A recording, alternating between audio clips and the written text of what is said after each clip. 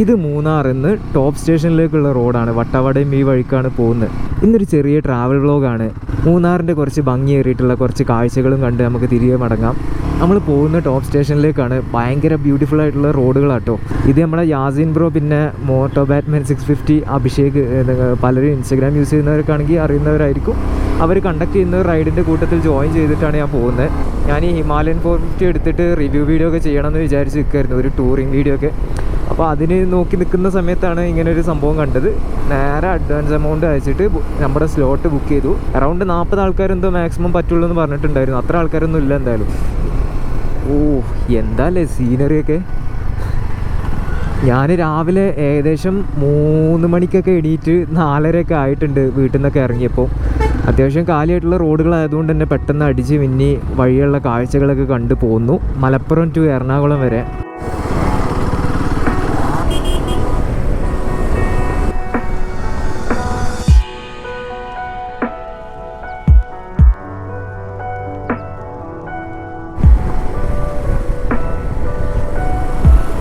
ഇല്ല ഒന്നുമില്ല, ഞങ്ങൾ ട്രിപ്പ് പോവാം.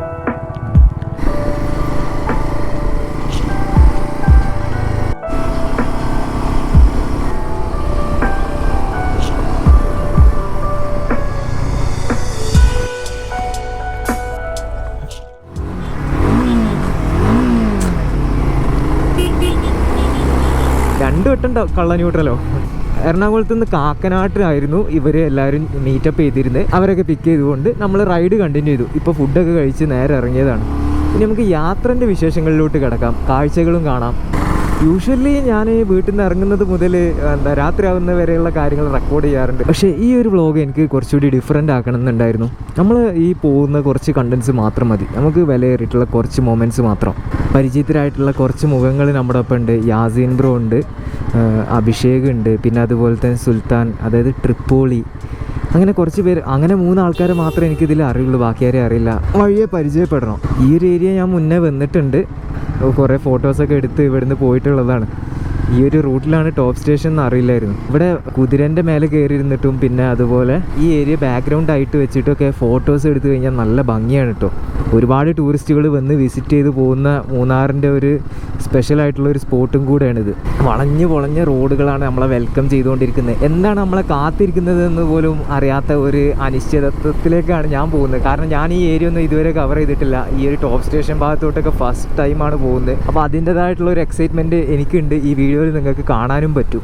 ഈ ഒരു ട്രിപ്പിന് വേണ്ടി ഹിമാലയൻ എടുത്തിട്ടാണ് ഞാൻ വന്നിട്ടുള്ളത്. ഈ ഒരു റൂട്ട് നീളെ ചക്രാന്ത മരങ്ങൾ പൂത്ത് നിൽക്കുന്നുണ്ട്. പിന്നെ ദൂരെ നോക്കിയാൽ കാണുന്ന മലനിരകളും ആ തേയിലത്തോട്ടങ്ങൾ അടുക്കി അടുക്കി വെച്ച പോലത്തെ കാഴ്ചകളും.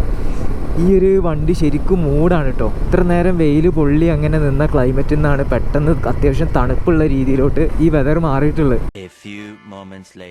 Guys, Sultan is missing. സുൽത്താൻ്റെ വണ്ടി ഒഴികെ ഞാൻ ഇവിടെ എണ്ണീട്ട് 16 വണ്ടികളുണ്ട്. 17 ടോട്ടൽ. ഞാൻ എണ്ണീട്ട് അത്ര കിട്ടി. ഇനി വേറെ വണ്ടികളുണ്ടാവും. നമ്മൾ ഇവിടുന്ന് കണ്ടിന്യൂ ചെയ്യണം. എല്ലാവരും കൂടെ കൂട്ടിച്ചേർക്കാൻ വേണ്ടി ഒരു നിർത്തുക. അങ്ങനെ നമ്മൾ റൈഡ് തിരിക്കുകയാണ് ഗൈസ്. അയ്യോ,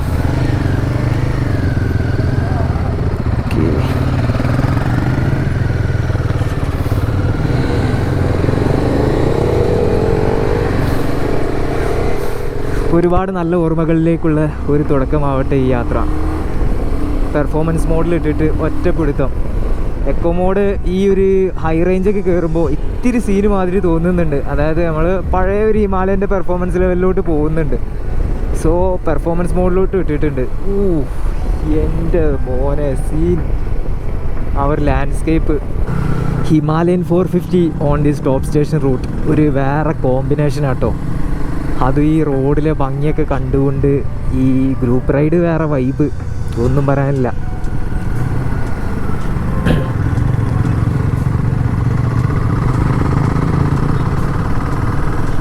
ഒരുപാട് സഞ്ചാരികൾ ഇതുപോലെ കാറിലായിട്ടും ബൈക്കിലായിട്ടും ഈ ഒരു യാത്രാ സീൻ, ഈ ഒരു റൂട്ട് തേടി വരുന്നവരുണ്ട്. കുറേ അധികം ടൂറിസ്റ്റ് ബസ്സുകളും കണ്ടു. ആളുകൾ എങ്ങനെയെങ്കിലും എവിടെയെങ്കിലുമൊക്കെ എത്തിപ്പെടും, എന്ത് വണ്ടി വെച്ചിട്ടാണെങ്കിലും. ആഗ്രഹം മാത്രം ഉള്ളിലുണ്ടായാൽ മതി. നമ്മൾ ഓരോ ആഗ്രഹത്തിൻ്റെ പുറത്ത് ഇറങ്ങി പുറപ്പെട്ടതാണ്.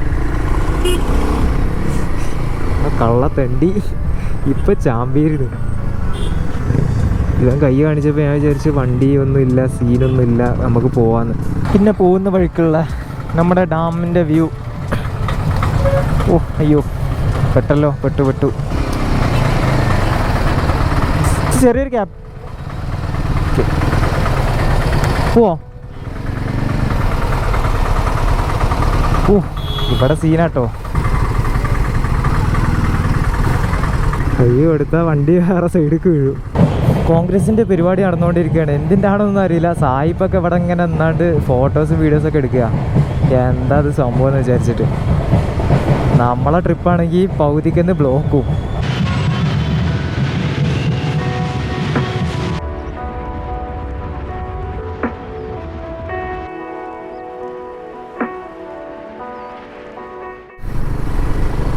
ഈ ഒരു റൂട്ടിലൂടെ കുറച്ച് നേരമായിട്ടുള്ള ഓടിക്കാൻ തുടങ്ങിയിട്ട്. പക്ഷേ ഓരോ വളവുകളും ഒക്കെ കഴിഞ്ഞ് വീണ്ടും എത്തിപ്പെടുന്നത് ആദ്യം കണ്ടതിനേക്കാൾ വളരെ മനോഹരമായിട്ടുള്ള ഓരോ ഫ്രെയിമുകളിലേക്കാണ്.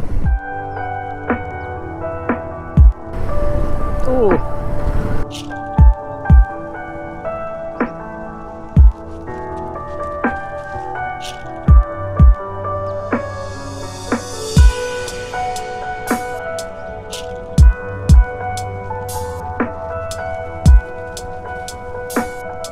ഇത് നമ്മുടെ പക്കാ ഊട്ടി പോലെ തന്നെ ആ ഒരു പോകുന്ന വഴിക്കുള്ള യൂക്കാലിപ്റ്റസ് ഫോറസ്റ്റിൻ്റെ അതേപോലെ ഇവിടെ വലിയ വലിയ യൂക്കാലിപ്റ്റസ് മരങ്ങൾ നിറഞ്ഞു നിൽക്കുക. അതിൻ്റെ ആ ഒരു സ്മെല്ലും കിട്ടാനുണ്ട്. തണുത്ത കാറ്റിൻ്റെ ഇടയിൽ കൂടെ ഈ ഒരു സ്മെല്ല് അനുഭവിച്ച് യാത്ര ചെയ്യുന്നത് വല്ലാത്തൊരു ഫീലാണ് കേട്ടോ. പിന്നെ ഇത്രയും വലിയ മരങ്ങളൊക്കെ പൊന്തി നിൽക്കുന്നതിൻ്റെ ഇടയിലൂടെ നമ്മുടെ ഈ ചെറിയ വണ്ടികൾ പോകുമ്പോഴാണ് എത്രത്തോളം വലിപ്പമുള്ള മരങ്ങളാണിതെന്ന് നമ്മൾ ആ ഒരു പെർസ്പെക്റ്റീവ് വെച്ചിട്ട് ചിന്തിച്ചു പോകുന്നത്. മൂന്നാറിൽ നിന്ന് ഇത്രയും ഉള്ളോട്ടായിട്ട് പോലും ഒരുപാട് സഞ്ചാരികളും ഫോറിനേഴ്സും ഒക്കെ ഈ ഒരു ഭാഗത്തോട്ട് എത്തിപ്പെടുന്നുണ്ട്. ഇതാ മറ്റേ എക്കോ അടിക്കുന്ന സ്ഥലം ഉണ്ടല്ലോ, എക്കോ പോയിൻ്റ് അങ്ങനെ എന്തോ ആണ്. ഞാൻ മുന്നേ വന്നിട്ടുണ്ട് ഇവിടെ പിന്നെ മോസ്റ്റ്ലി ആൻറ്റീക്സ്, ചോക്ലേറ്റ്സ് അങ്ങനത്തെ ഓരോ സാധനങ്ങളൊക്കെ വിൽക്കുന്ന സ്റ്റാളുകളാണ്, ടോയ്സൊക്കെ. കുട്ടികളെ കൊണ്ടൊക്കെ ഇതിൽ വന്നു കഴിഞ്ഞാൽ നമുക്ക് പേഴ്സ് കാലിയാക്കിയിട്ട് തിരിച്ചു പോകാട്ടോ.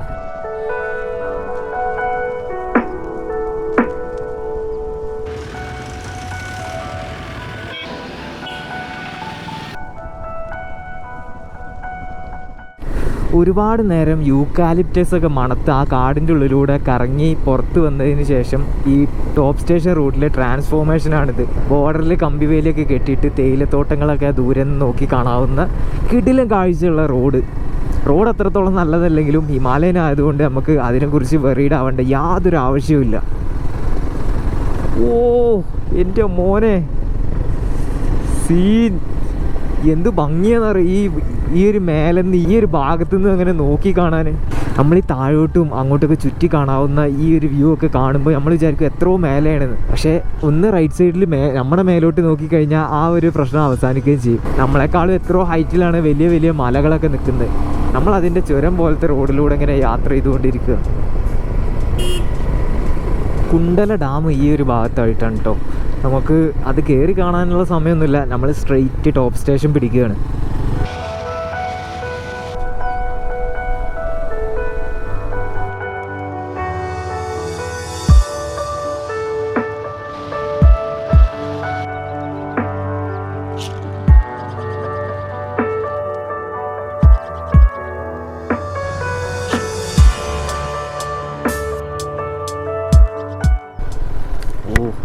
ഭയങ്കര ബ്യൂട്ടിഫുൾ ആയിട്ടുള്ള വാലി. ഓ എന്ത് രസമാണെന്നറിയോ. ഓ ഫസ്റ്റ് ടൈം ആട്ടോ എൻ്റെ. അതിൻ്റെ എക്സൈറ്റ്മെൻറ്റ് ഇങ്ങനെ ഈ വീഡിയോയിലൂടെ നിങ്ങൾക്ക് ഇങ്ങനെ കണ്ടുകൊണ്ടിരിക്കാൻ പറ്റും. അങ്ങനെ ടോപ്പ് സ്റ്റേഷനിൽ എത്തിയിട്ടുണ്ട്. അങ്ങനെ ഇവിടെ എത്തിപ്പെട്ടപ്പോഴാണ് എനിക്ക് ഈ സ്ഥലം മനസ്സിലായത്. മുന്നേ ഞാൻ വന്നിട്ടുണ്ട്. ഞാൻ വരുന്ന വഴിക്ക് കുറച്ച് സ്ഥലങ്ങൾ ആൾറെഡി വന്നിട്ടുണ്ടെന്ന് പറഞ്ഞല്ലോ, അതിൻ്റെയൊക്കെ കൂട്ടത്തിൽ ഇവിടെ വന്നിട്ടുണ്ട്. ഈ സ്ഥലത്തിൻ്റെ പേര് ഞാൻ മറന്നുപോയതാണ്. ഈ ഒരു സ്പെസിഫിക് സ്ഥലമാണെന്നുള്ളത് എൻ്റെ മനസ്സിലേ ഇല്ല. ഏകദേശം ഒരു കൊല്ലത്തോളമായി ഞാൻ പറ്റ വിട്ടുപോയിട്ടുണ്ട്. എന്തായാലും വിൻറ്റേജ് കോട്ടേജാണ് സ്ഥലം. നമുക്ക് വണ്ടി കയറ്റാം.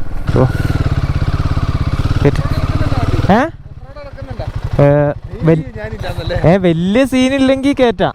സ്വന്തം വണ്ടിയല്ല, അതാ. ആ ഓക്കെ. ഇതാ ഇവിടെ സ്റ്റേ. ഒരു 1 കിലോമീറ്റർ ഉള്ളിലേക്ക് പോകാനുണ്ട്.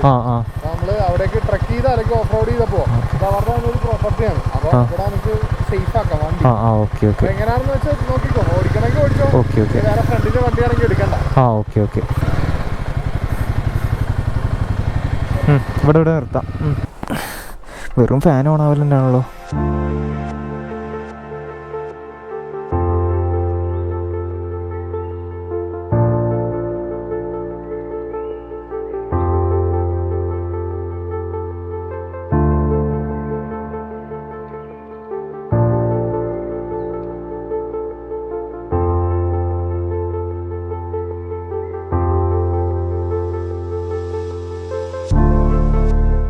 ഉള്ളവർ മാത്രം വണ്ടി എടുത്ത് താഴത്തോട്ട് പോവാം. ഒരു 1.5 കിലോമീറ്റേഴ്സ് നമുക്ക് ഇതിൽ കൂടെ ഓഫ് റോഡ് അല്ലാത്തവർ വേണമെന്നുണ്ടെങ്കിൽ വണ്ടി വിടാം. കാരൊക്കെ ഓഫ് റോഡ് ചെയ്യുന്ന കൈവെക്കാവുന്ന വളരെ കുറച്ചേ ഉള്ളൂ. ഓക്കെ, അപ്പൊ ഓഫ് റോഡ് പോകുന്നവർക്ക് ലീഡ് പോകുന്ന ആരായിരിക്കും? ശരിയാണ്. ഇതിപ്പോ യാസിഖാന്റെ ഫ്രണ്ടിന്റെ പ്രോപ്പർട്ടി ആണ് പറഞ്ഞു. അപ്പോൾ ഇവിടെ വണ്ടി വെച്ചതിന് ശേഷം എൻ്റെ ജാക്കറ്റും സാധനങ്ങളൊക്കെ വെച്ചിട്ടുണ്ട്. ഞാൻ ഓഫ് റോഡ് കയറ്റുന്നില്ല, എൻ്റെ വണ്ടിയല്ല. സോ ഇവിടെ കുറച്ച് വണ്ടികൾ, ഏകദേശം 10-12 വണ്ടികൾ ഓഫ് റോഡ് കയറാൻ റെഡിയാണ്. ഈ വണ്ടികൾ കയറും, ബാക്കിയുള്ളവർ കുറച്ച് ആൾക്കാർ ജീപ്പിൽ കയറ്റും, അല്ലാത്തവർ ഹൈക്ക് ചെയ്ത് കയറും. അതൊക്കെയാണ് പണി. ഇതാ പോകുന്നുണ്ട്.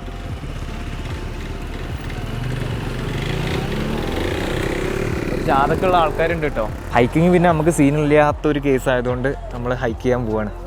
ബാ, യാസിക്ക മുന്നിൽ നടക്കുന്നു, നമ്മൾ ഭടന്മാർ പിന്നിൽ. സുലൈമാൻ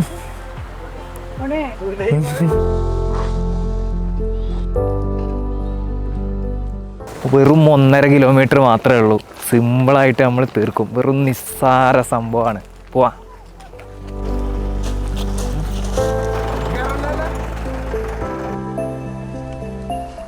അവസാനം നടന്ന് എത്തിപ്പെട്ടിട്ടുള്ള കുത്തനുള്ള ഒരു ഇറക്കത്തിൽ അമ്മോ അനങ്ങി അവിടെ നിന്ന് ഇറങ്ങുന്ന രീതിയിൽ പതുക്കെ ഇങ്ങനെ നടക്കണം. സീൻ. അങ്ങനെ അവസാനം എല്ലാവരും എത്തിപ്പെട്ടിരിക്കുകയാണ് ഗുയ്സ്. മൂഡായിട്ട് ഒന്നുകൂടെ ഓഫ് റോഡ് അടിക്കാൻ വരുന്ന അഭിഷേക്.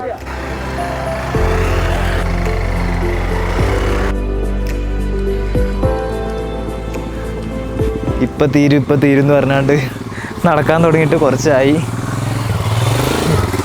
1.5 കിലോമീറ്റർ ഒന്നും അല്ല ഇത് നടന്നത്. ഇപ്പത്തേർക്കും പോവാ.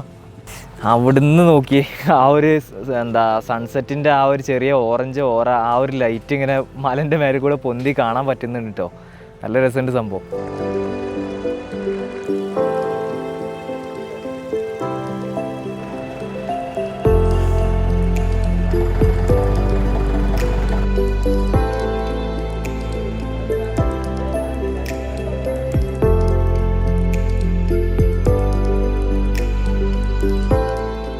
ബ്ലൂ ഹുഡ് കിളിമഞ്ചാരോ എന്ന പ്രോപ്പർട്ടിയാണിത്. മൂന്നാർ ടോപ്പ് സ്റ്റേഷനിൽ നിന്ന് ഏകദേശം 1.5 കിലോമീറ്റർ ഉള്ളിലേക്ക് ട്രക്ക് ചെയ്തോ കുറച്ച് ദുർഘടം പിടിച്ച ചെളിപ്പാതയിലൂടെ ഓഫ് റോഡ് ചെയ്തോ ഇവിടെ എത്തിച്ചേരാം.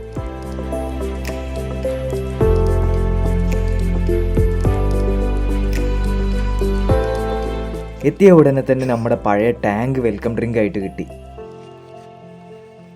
വൈകുന്നേര സമയമായതുകൊണ്ട് ലേറ്റ് ആവുന്നതിന് മുന്നേ കുറച്ച് ഡ്രോൺ ഷോട്ട്സ് എടുക്കാനും മറന്നില്ല.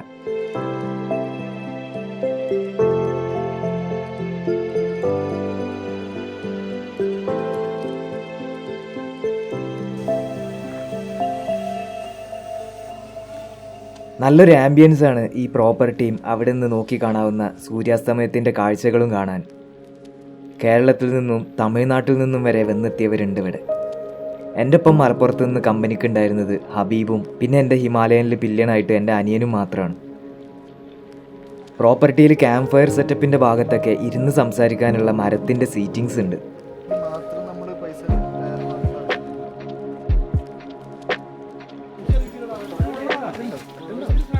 ലൈറ്റ് ഉണ്ടോ? ആർക്കാ ബാഗ് വേണ്ടത്? ബാഗ്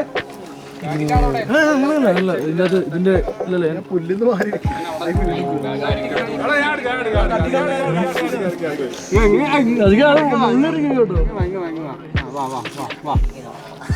വാട കിട്ടാ.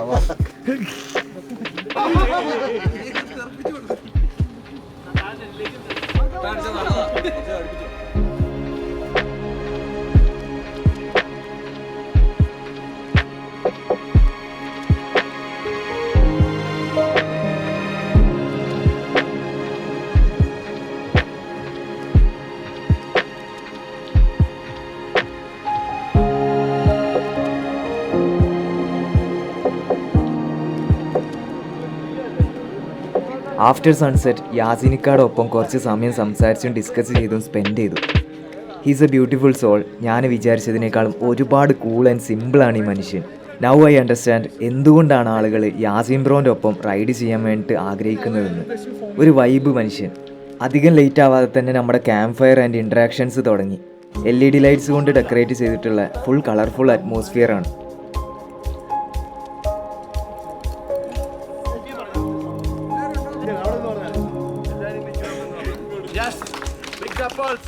നിങ്ങൾ അവിടെ പോകുമ്പോ കണ്ട് മനസ്സിലാക്കേണ്ടത് തന്നെ. അപ്പൊ നമുക്ക് സൺറൈസ് ആണ് പ്ലാൻ ചെയ്യണം. അതായത് മെയിൻ കാര്യം എന്ന് പറഞ്ഞാൽ ഏർലി മോർണിംഗ് 4:30 നമ്മൾ ഇവിടെ നിന്ന് എഴുന്നേക്കണം. പക്ഷേ അത് നിങ്ങൾക്ക് ഒരിക്കലും മറക്കാൻ പറ്റാത്തൊരു എക്സ്പീരിയൻസ് ആയിരുന്നു. പക്ഷെ എഴുന്നേക്കണം. പക്ഷെ അത് ഞാൻ ക്യാമ്പ് സൈറ്റ് നടത്തിയിരുന്നാണ്. കുറങ്ങണിയിൽ തീ പിടിച്ചതിന് ശേഷം 27 പേര് മരിച്ചു. അതിനുശേഷം കുറച്ച് ഇഷ്യൂസ് വന്നപ്പോ ഞങ്ങൾ അങ്ങനെ അവിടെ നിന്ന് ഡ്രോപ്പ് ചെയ്യിപ്പിച്ചാണ് പലവരും തീരുമാനിച്ചിട്ട്. പല പുതിയ മുഖങ്ങളെയും പരിചയപ്പെട്ടു, മനസ്സിലാക്കി. ഒരുപാട് തമാശകളും ഊക്കും നിറഞ്ഞ കുറച്ച് നല്ല സമയം.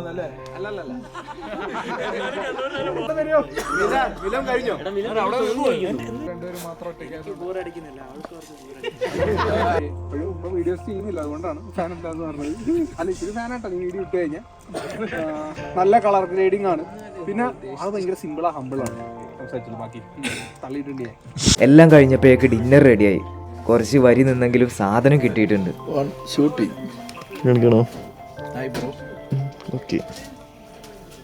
ഈ രാത്രി സമയം ആയപ്പോഴേക്ക് തണുപ്പ് നന്നായി കൂടിക്കൂടി എനിക്ക് വിറയൽ വന്ന് തുടങ്ങുന്നുണ്ടായിരുന്നു. ഞാൻ വരുമ്പോൾ എന്തായാലും ഈ ഒരു ആംബിയൻസ് ഒന്നും എക്സ്പെക്റ്റ് ചെയ്തിട്ടില്ല. ഞാൻ മുൻകൂട്ടി കണ്ടിട്ടൊന്നുമില്ലായിരുന്നു. എന്തായാലും സംഭവം കൊള്ളാം. പിന്നെ നമ്മൾ വന്ന സമയം തന്നെ നമ്മൾ ആദ്യം നമുക്കൊരു വെൽക്കം ഡ്രിങ്ക് കിട്ടി. വെൽക്കം ഡ്രിങ്ക് കുടിച്ചതിന് ശേഷം പിന്നെ നമ്മൾ ആദ്യം ടെൻറ്റ് സെറ്റ് ചെയ്യാൻ പോയി. എനിക്ക് കുറച്ച് താഴെയുള്ളൊരു ടെൻറ്റാണ് കിട്ടിയിട്ടുള്ളത്. ഞാനും അനിയനും കൂടെ ഒരുമിച്ചാണ് കിടക്കുന്നത്. അതിനുശേഷം എല്ലാവരും കൂടെ കുറേ വർത്താനം പറയൽ ഊക്കലൊക്കെ ആയതിനു ശേഷം ഒരു സെൽഫ് ഇൻട്രൊഡക്ഷൻ, അങ്ങനത്തെ ഒരു സമയം കൂടെ ഉണ്ടായിരുന്നു. എല്ലാവരും കൂടെ കുറച്ചൊരു ക്വാളിറ്റി ടൈം സ്പെൻഡ് ചെയ്ത ഒരു ഇവൻറ്റ്. അതായത് നമ്മുടെ ക്യാമ്പ് ഫയറിൽ എല്ലാവരും കൂടെ തമ്മിൽ സംസാരിക്കലും പരിചയപ്പെടലും അങ്ങനത്തെ ഡീറ്റെയിൽസ് ചോദിച്ചറിയലും അങ്ങനത്തെ കുറച്ച് കാര്യങ്ങളൊക്കെ ആയിട്ട് സമയം പോയി. അതിനുശേഷമാണ് ഇപ്പോൾ ഫുഡൊക്കെ കഴിച്ച് ഇരിക്കുന്നത്. ചിക്കൻ ബിരിയാണിയൊക്കെയാണ്. അപ്പോൾ അതൊക്കെ കഴിച്ചിട്ട് അങ്ങനെ ചോറായിരിക്കുക. ഇതൊക്കെയാണ് ഇന്നത്തെ ഇവിടുത്തെ എക്സ്പീരിയൻസ്. ഇനി ഒരു സ്ലീപ്പിംഗ് ബാഗ് എടുത്തിട്ട് പോയിട്ട് ടെൻറ്റിൽ കിടന്നുറങ്ങണം. നല്ല ക്ഷീണമുണ്ട്. അത്രയും കിലോമീറ്റേഴ്സ്, അറൗണ്ട് 450 കിലോമീറ്റേഴ്സ് ഓടിച്ച് വന്നിരിക്കുകയാണ്. അതാണ് സൗണ്ടും ഒന്നും കാര്യമായിട്ടില്ല. എനിക്കാണെങ്കിൽ കുറച്ച് തണുപ്പ് കുറച്ചുകൂടി സെൻസിറ്റീവ്, അപ്പോൾ വല്ലാത്ത സൗണ്ടൊന്നും വരില്ല. ഇനിയിപ്പോൾ അടുത്ത ദിവസം രാവിലെ നേരത്തെ എണീക്കും വേണം. നേരത്തെ എണീറ്റിട്ട് ഒരു വ്യൂ പോയിൻ്റ് കാണാൻ പോകാനുണ്ട്.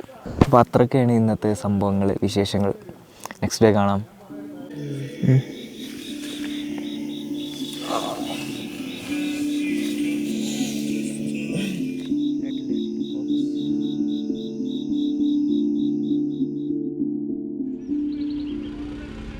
അതിരാവിലെ എഴുന്നേറ്റപ്പോൾ തൊട്ട് ഫുള്ള് റഷായിരുന്നു.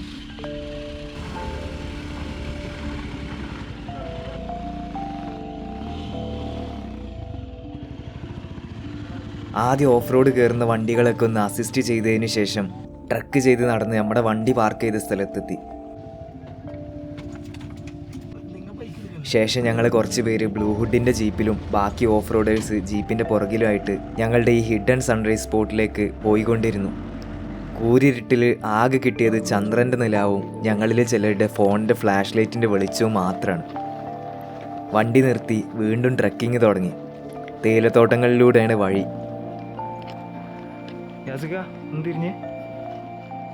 വല്ലാത്തൊരു എക്സൈറ്റ്മെൻ്റ് ആയിരുന്നു മനസ്സ് നിറയെ. അതിരാവിലെ നോക്കത്താ ദൂരത്ത് നിന്നും പടർന്നു കയറി വരുന്ന ചുവന്ന കളറ് കണ്ട് എക്സ്പീരിയൻസ് ചെയ്യേണ്ടത് തന്നെയാണ്. കുറച്ച് ബുദ്ധിമുട്ടുള്ള വഴിയായതുകൊണ്ട് ഒപ്പം ആളില്ലെങ്കിൽ മിക്കവാറും വഴി തെറ്റും. നടന്നു കയറി പകുതിയായപ്പോഴേക്ക് ആകാശമൊക്കെ ചുവന്ന് തുടുത്ത് വരുന്നുണ്ടായിരുന്നു. മേഘങ്ങളുടെ ഇടയിലൂടെ വരുന്ന ആ ലൈറ്റ് റേസ് ഒരു രക്ഷയില്ലാത്ത കാഴ്ചയാണ്. അങ്ങനെ നടന്ന് ക്ഷീണിച്ച് വെള്ളത്തിന് വേണ്ടി ദാഹിച്ചിട്ടൊക്കെ ആണെങ്കിലും എല്ലാവരും ആ വ്യൂ പോയിന്റിലെത്തി.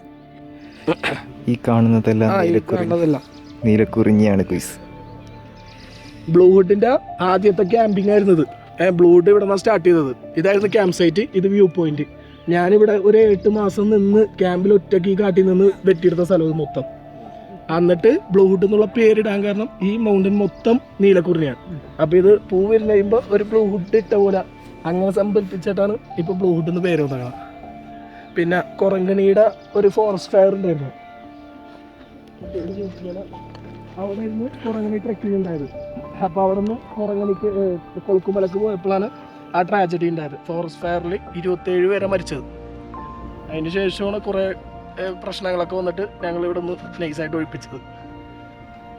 അതിൻ്റെ പുറകെ കുറേ ബിസിനസ് കഥകളൊക്കെ ഉണ്ട്. ഞങ്ങൾ ബിഗിനേഴ്സ് ആയിരുന്നു അന്ന്. അപ്പോൾ ഇത് ഞാൻ കാണുന്നത് മീശപ്പുലി മല, ആ പോയിന്റ്, ആ സ്ട്രെയിറ്റ് കാണുന്നത് ഏറ്റവും ഹൈറ്റ് ഉള്ളത്. പിന്നെ ആ ലൈറ്റ് കാണുന്നത് കൊളുക്കുമല ഫാക്ടറി, ടീ ഫാക്ടറി. അതിൻ്റെ തൊട്ട് മേളിലുള്ള പോസ്റ്റ് പീക്ക്, പുതിയൊരു ഇപ്പോൾ ഡെസ്റ്റിനേഷൻ. പിന്നെ ഇവിടെ നിന്ന് പോയി കഴിഞ്ഞാൽ തേനി വഴി വന്നിട്ട് വേണം എടുക്കാൻ ആളാ. പിന്നെ അത് ഈ കാണുന്ന മലയാണ് കൊടൈക്കനാൽ ഹിൽസ്, അതായത് എസ്കേപ്പ് റൂട്ട് ഇല്ലേ യാസിംബ്രോ, എസ്കേപ്പ് റൂട്ട്. ഈ ഇവിടെ നിന്ന് നേരെ ആ മല കയറി ഇറങ്ങുന്നത് കൊടൈക്കനാലാണ്. കൊടൈക്കനാലിൻ്റെ ഹിൽസാണ് പറഞ്ഞത്. ഇപ്പൊ സൺറൈസ് കുറച്ച് അങ്ങോട്ട് നീങ്ങിയിട്ടായതുകൊണ്ടാണ് നമുക്കിപ്പോൾ കാണാത്ത, ചില പൊന്തി വരുമ്പോൾ കാണാം.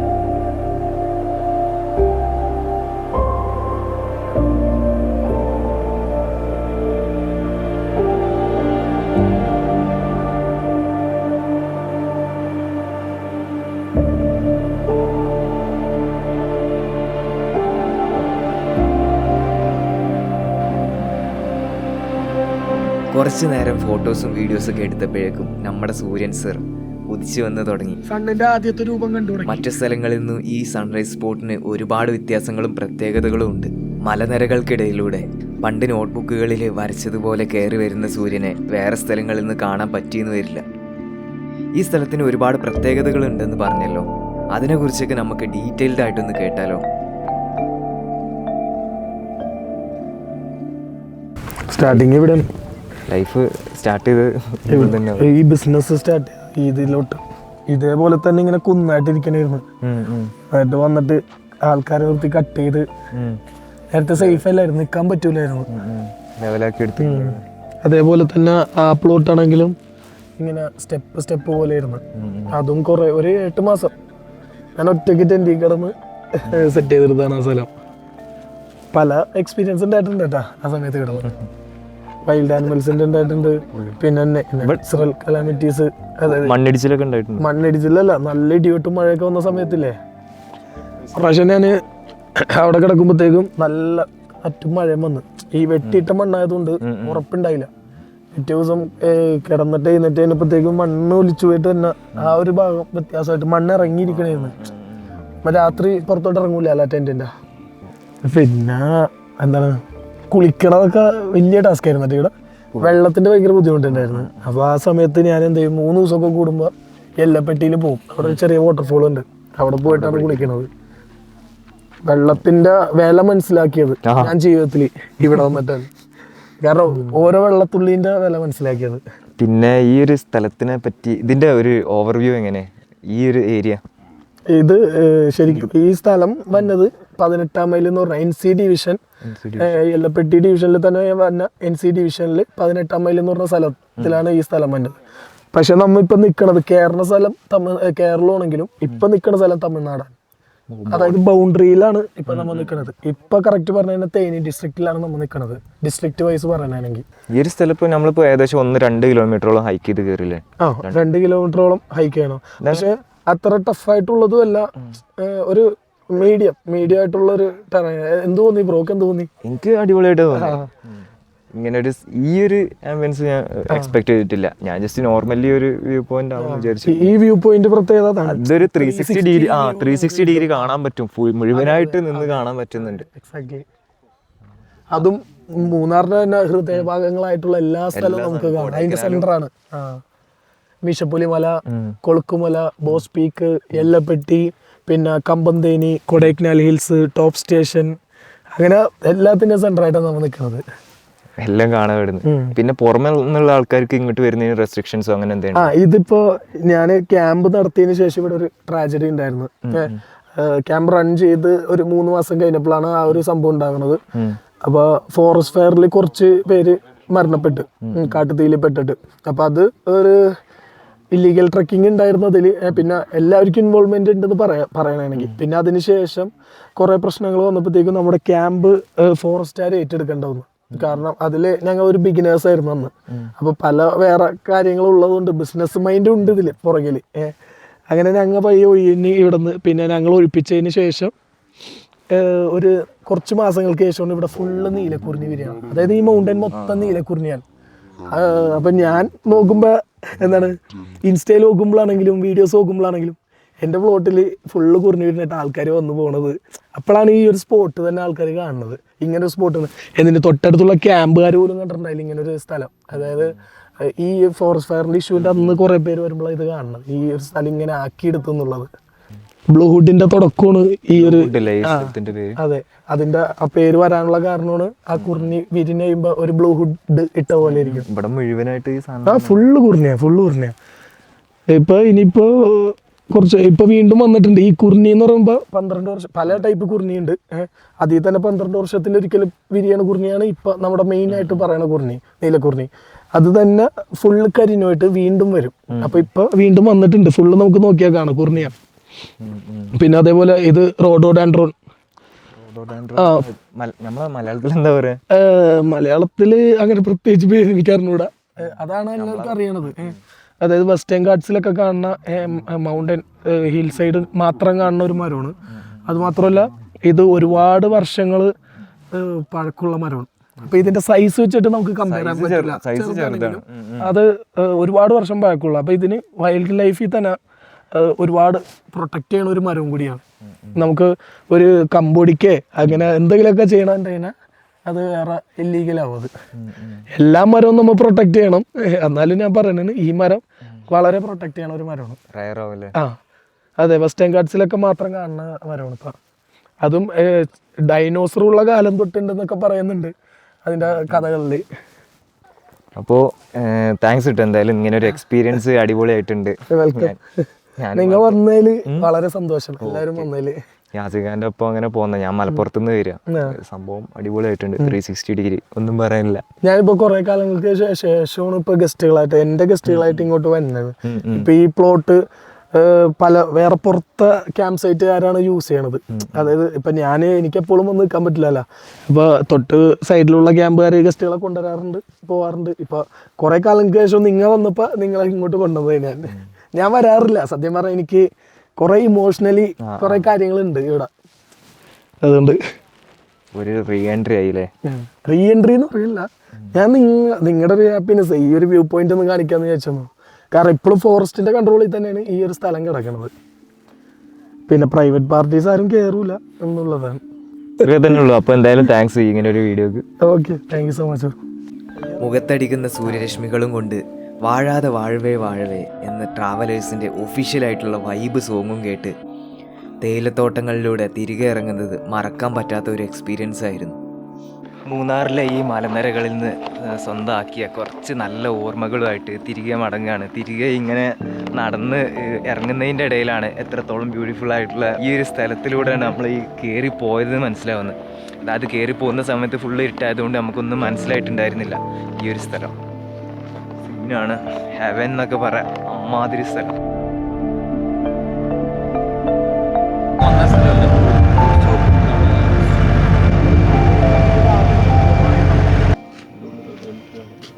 പ്രോപ്പർട്ടിയിൽ തിരികെ എത്തിയതിനു ശേഷം ഫസ്റ്റ് ഒരു കട്ടനും കുറച്ച് സമയത്തിന് ശേഷം ബ്രേക്ക്ഫാസ്റ്റ് ആയിട്ട് ചപ്പാത്തിയും ഉരുളക്കിഴങ്ങ് കറിയും കിട്ടി. ചപ്പാത്തി എങ്ങനെയുണ്ട്?